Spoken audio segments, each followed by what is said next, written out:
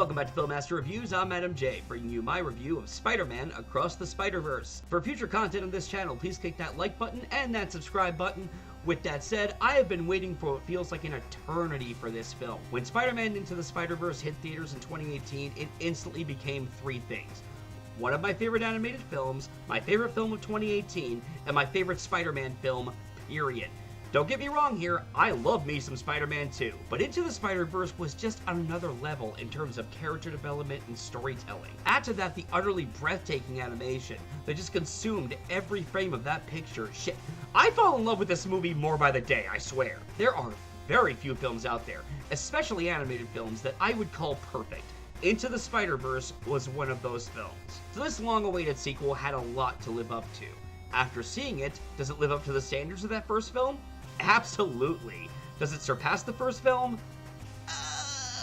It's complicated.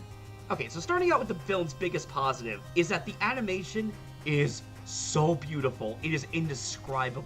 This is the one aspect where I feel it is absolutely superior to Into the Spider-Verse, because I have never seen a film animated so beautifully, with so many different styles and techniques.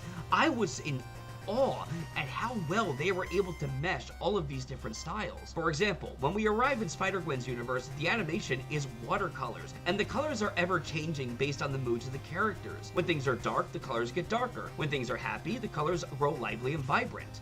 What a clever idea! There is one specific scene in this movie involving all the different Spider-Man chasing Miles Morales, which in itself apparently took 4 years to animate. That one sequence took 4 years to animate.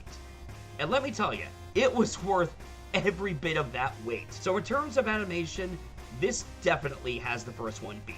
In this sequel, we follow up with Miles Morales, who has been Spider-Man for over a year now in his universe. He encounters a villain known as the Spot, who was created as a result of the Super Collider incident in the first film.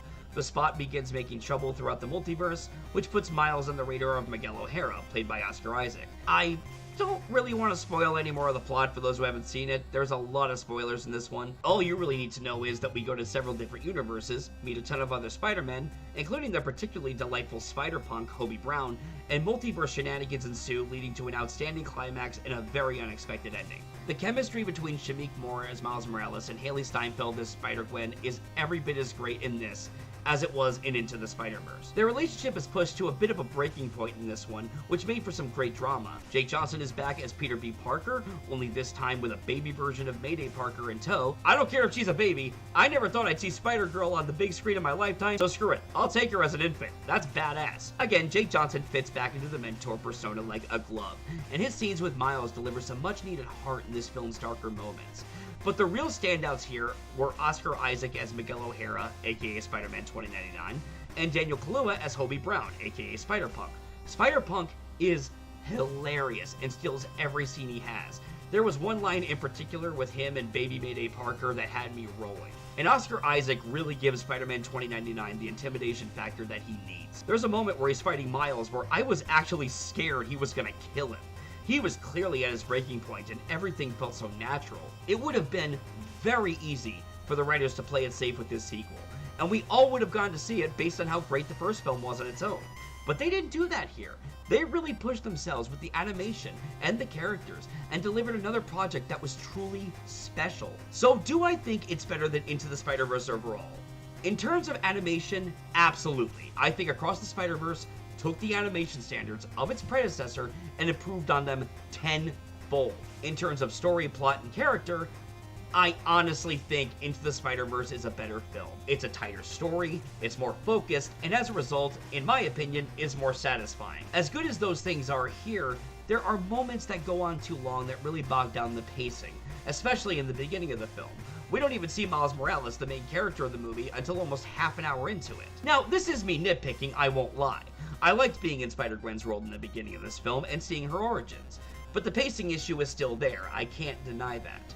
And I didn't have these issues with the first film. There were also several moments where the sound mixing felt off.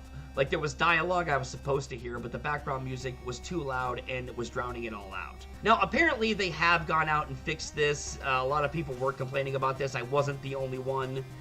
So they have released new prints to the theaters. So I'm glad no one else will have that problem, but I did when I first saw it. So I'm glad they fixed it, but it was still a problem when I went to go see the movie. So yeah, I like Into the Spider-Verse more. I think it's a better film overall, but Across the Spider-Verse is still a masterpiece. It is near perfect story-wise and undeniably perfect animation-wise. Across the Spider-Verse gets an automatic A+ from me. Again, the minor issues I have with the film in no way hinder my enjoyment of it. If you haven't seen it, I highly recommend you do. This is already the top contender for my favorite film of 2023. It's gonna take a lot to fucking top it. So if you've seen this movie, if you have, please let me know in the comments, and please subscribe if you'd like to see more.